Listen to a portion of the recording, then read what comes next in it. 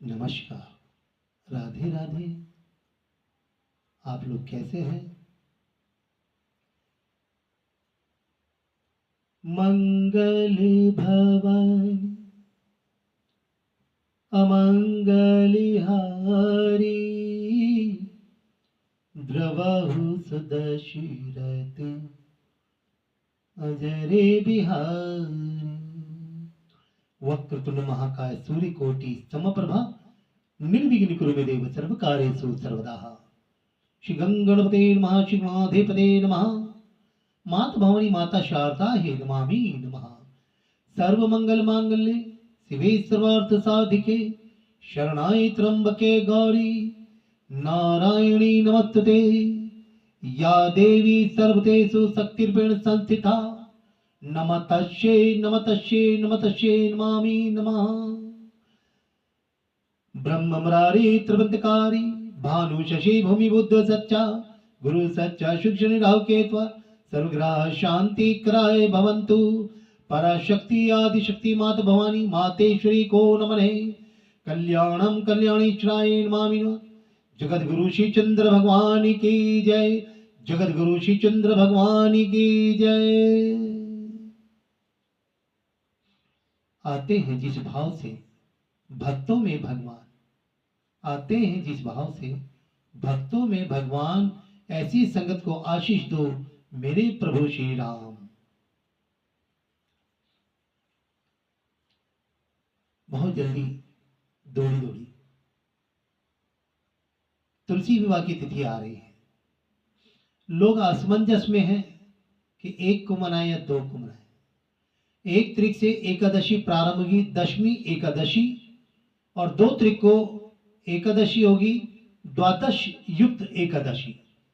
तो आप सब ने 2 तारीख को एकादशी का पर्व मनाना है। इसमें असमंजस नहीं। कुछ एक समुदाय है जो वो 1 तारीख को प्रारंभ होंगे करेंगे, लेकिन आप सब वैष्णव साधुजन 2 तारीख का, हमारी जितनी संगत है हमने उनको यही बताया है कि 2 तारीख का एकादशी का पर्व मनाएं। और साथ ही तुलसी विवाह की जो रीति है वो प्रारंभ हो जाती है पूर्णमासी तक। ये जरूरी नहीं कि आपको उसी दिन तुलसी विवाह करना है। 5 दिन तक भीष्म पंचक की कथाएं होंगी और उसी में तुलसी विवाह भी चालू रहेंगे। बोली राधे राधे।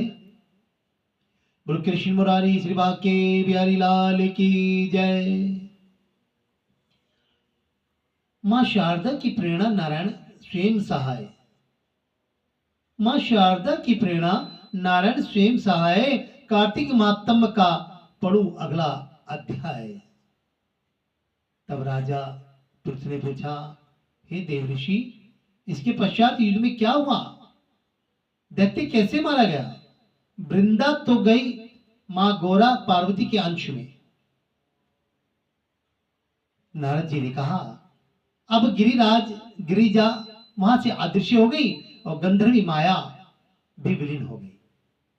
तब भगवान विश्वध्वज चैतन्य हो गए। उन्होंने लौकिकता व्यक्त करते हुए बड़ा क्रोध किया। फिर भगवान शंकर जलंधर से युद्ध करने लगे कि पार्वती बनाकर आपने रथ से बांध ली, जो विलाप कर रही थी। तब अपनी प्रिय पार्वती को इस तरह कष्ट में पड़ा देख शंकर जी विलाप कर रही थी, तो शंकर जी ये देख करके बड़े ही क्रोध हुए जलंधर के ऊपर। तब अपनी प्रिय पार्वती को इस तरह कष्ट में पड़ा देख लौकिक लीला दिखाते हुए संसारिक जनों की तरह व्याकुल हो गए और उन्हें अग्नि पुंज की तरह भयंकर रौद्र रूप धारण किया। अब कहते हैं जब भगवान शंकर का रौद्र रूप आता है तो बड़ा विकट होता है, बड़ा विकराल होता है और उसमें सभी कुछ तहस नहस भी हो जाता है। ऐसा हमने पढ़ा है शास्त्रों में और सुना है बड़े ज्ञानी के मुखमंडल से। और हम बार बार कहते हैं कि जितने भी हमारे ज्ञानी जन हैं हम उनको कोटि कोटि नमन करते हैं, प्रणाम करते हैं, क्योंकि आज वो सिखा के गए, आने वालों को आज की पीढ़ी सिखा रही है और वो आगे सिलसिला चलता रहेगा। यही समय की लीला है, यही प्रभु की लीला है जो समय के साथ बार बार, हर बार, अनेकों बार, बारंबार आती रहती है, ये थमती नहीं। इसी को समय की लीला कहा गया है। बोले राधे राधे। और शिव जी ने उन सभी भागते राक्षसों को, शुंभ निशुंभ वगैरह आदि भी जलंधर के राक्षस थे, उनके संगी साथी थे, उनको धिक्कारा, कहा कि तुम दोनों बड़े दुष्ट हो, तुम दोनों बड़े दुष्ट हो, तुमने मेरा बड़ा अपराध किया है, तुम पार्वती को मारते थे और अब युद्ध से भागते हो, भागते को मारना पाप है, इसलिए अब मैं तुम्हें नहीं मारूंगा, परंतु गौरी तुम्हें अवश्य मारेगी, गौरी तुम्हें अवश्य मारेगी। शिव ऐसे कहने पर समुद्र पुत्र जलंधर क्रोध में अग्नि के समान प्रज्वलित हो उठा। फिर भयंकर सा युद्ध हुआ, प्रचंड शब्द के साथ सुदर्शन चक्र को चलाकर उसका सिर काट, एक प्रचंड शब्द के साथ धरती पर गिरा, हाहाकार होने लगा, अंजल पर्वत के समान उसके शरीर के दो खंड हो गए, उसके रुधिर से संग्राम भूमि व्याप्त हो गई, सारी धरती विहल हो गई। शिवजी की आज्ञा से उसका रक्त और मांस महासौरव में जगकर रक्त का कुंड हो गया तथा उसके शरीर का तेज निकलकर शंकर जी के शरीर में प्रवेश कर गया। जैसे कि वृंदा का तेज गौरी जी के शरीर में प्रवेश हुआ था, जलंधर को मरा हुआ देखकर देवता और गंधर्व सब प्रसन्न हो गए। बोली राधे राधे। अब यहां पर वृंदा मां गौरा के शरीर में और जलंधर भगवान शिव के शरीर में लिखने लगा हूं श्री हरि के चरणों में शीश नवाए और कार्तिक महात्म का बने अगला अध्याय। अब ब्रह्मा आदि देवताओं ने नतमस्तक होकर शंकर जी की बड़ी स्तुति की और कहा, हे शंभु, आप प्रकृति पर प्रारब्ध और परमेश्वर हैं, आप निर्गुण निर्विकार और सबके ईश्वर होकर भी नित्य अनेक प्रकार के कर्मों को करते हैं। हे शंकर जी, हम ब्रह्मा आदि सब देवता आपके दास हैं। हे देवेश्वर शिव जी, आप प्रसन्न होकर हमारी रक्षा कीजिए। हे नाथ, आपकी प्रजा के है तथा हम सदा आपके शरण में रहते हैं। राजा पृथु ने नारद जी ने कहा, जब इस प्रकार ब्रह्मा आदि सब देवताओं और मुनियों ने शिव जी की अनेक प्रकार से स्तुति की तो उनके चरण कमलों का ध्यान किया, तब उसे सुन देवताओं को वर देकर शिव जी वहीं पर अंतर ध्यान हो गए और तत्पश्चात शिव जी का यश गाते हुए सब देवता प्रसन्न होकर अपने अपने धाम को स्थान को चले गए। महेश आख्यान से जलंधर का ये युद्ध चरित्र बड़ा पुण्यप्रद और सब पापों का नाश करने वाला, ये सब सुखदायक और महेश को भी आनंददायक है। जो इन दोनों आख्यानों को पढ़ेगा और सुनेगा वे सुख को भोकर अंत में अमर पद को पाएगा। बोले राधे राधे। बोले कृष्ण मुरारी श्री। और आपको पता ही होगा कि आज गोपाष्टमी है,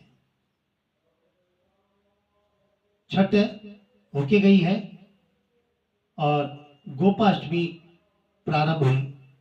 तो आज जिस तरीके से एक एक दिन पहले गोपा अष्टमी और सब चीज आ रही है, आज से प्रारंभ होगी गोपाष्टमी और कल पूर्ण रूप से गो पूजन और अक्षय आंवला जो शुरू होने वाला है वो हमने आपको बता दिया। तो गोपाष्टमी में गायों की पूजा करना ना भूलें, उनको अच्छे वस्त्र, दुशाला आदि, फल फूल और तिलक आदि करके उनका पूजन करें, क्योंकि गोपा में सभी को समाया है। बोली राधे राधे। हरे कृष्ण मुरारी। शिवा के बिहारी लाल की जय। शिवा के बिहारी लाल की जय। श्रीमन नारायण नारायण हरि हरि श्रीमन नारायण नारायण हरि हरि हरि ओम नमो नारायण ओम नमो नारायण हरि ओम नमो नारायण हरि ओम नमो नारायण। श्री राधा रानी की जय, श्री बांके बिहारी लाल की जय, बाबा श्री योगमणि महाराज की जय।